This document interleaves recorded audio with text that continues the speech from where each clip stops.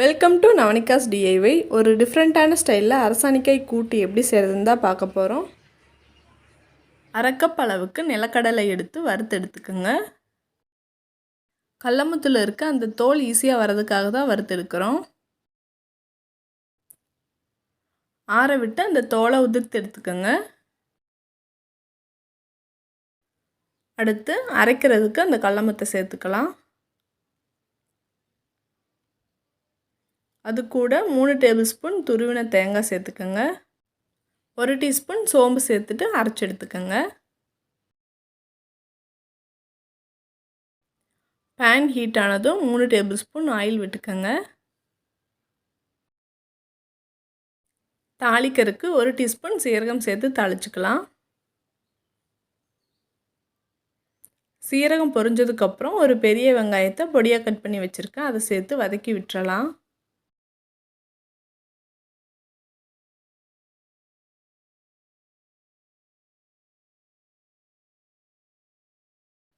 வெங்காயம் வதங்கிட்டு இருக்கட்டும். அது கூட ஒரு கொத்து கருவேப்பிலை சேர்த்துக்கலாம்.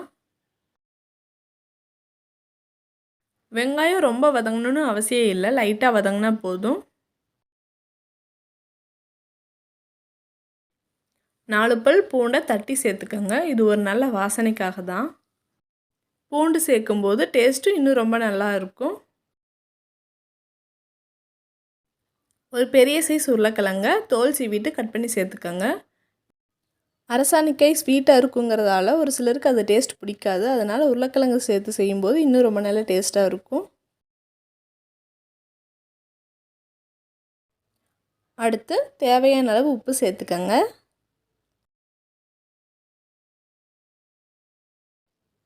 அரை டீஸ்பூன் மஞ்சத்தூள், அரை டீஸ்பூன் மிளகாய்த்தூள், அரை டீஸ்பூன் கரம் மசாலா.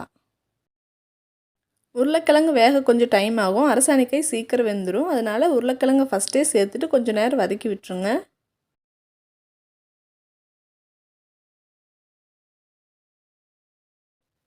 உருளைக்கிழங்க ஒரு நிமிஷம் மட்டும் மூடி போட்டு வேக விட்டுறலாம்.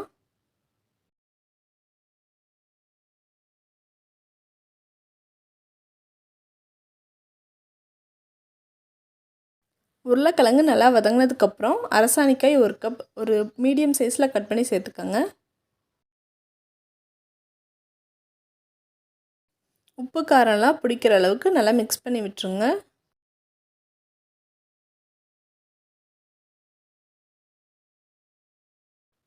அரசாணிக்காய் வேக வைக்கிறதுக்காக லைட்டாக தண்ணி சேர்த்துக்கோங்க.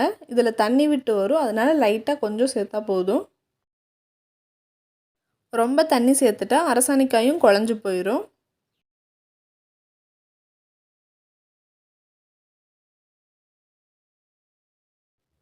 இப்போ மூடி போட்டு அரசாணிக்காயை ஒரு 50% அளவுக்கு வேக விட்டுறலாம்.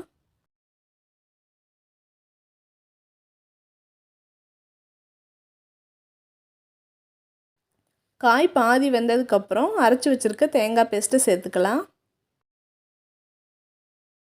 அந்த மிக்ஸி ஜாரை கழுவி கொஞ்சம் தண்ணி சேர்த்துக்கலாம்.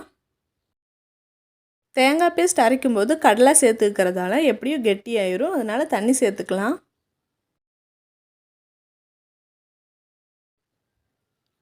அடுத்து 2 டீஸ்பூன் மல்லித்தூள் சேர்த்துக்கோங்க.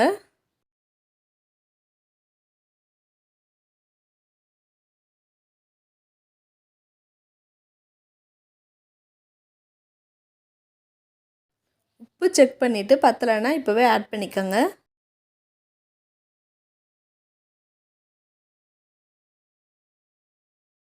ஆல்ரெடி பாதி வெந்திருக்கும், அதனால் 3லேருந்து 5 நிமிஷம் வேக விட்டால் போதும். காய் நல்லா வெந்துருச்சு, கிரேவியும் நல்லா கெட்டியாயிருச்சு. இன்னும் ஆறும்போது கொஞ்சம் கெட்டியாகும், அதனால் இப்போவே ஆஃப் பண்ணிடுங்க.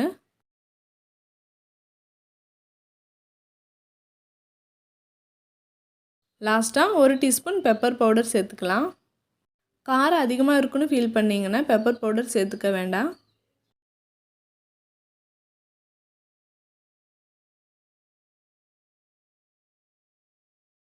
லாஸ்ட்டாக மேலே கொஞ்சம் மல்லித்தழை தூவி விட்டுருங்க.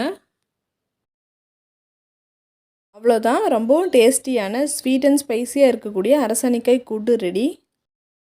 இது ஒரு டிஃப்ரெண்ட்டான ஸ்டைலில் நான் ட்ரை பண்ணி பார்த்தேன். ரொம்பவும் சூப்பராக இருந்துச்சு. நீங்களும் ட்ரை பண்ணி பார்த்துட்டு எப்படி இருக்குன்னு கமெண்ட் பாக்ஸில் கமெண்ட் பண்ணுங்கள்.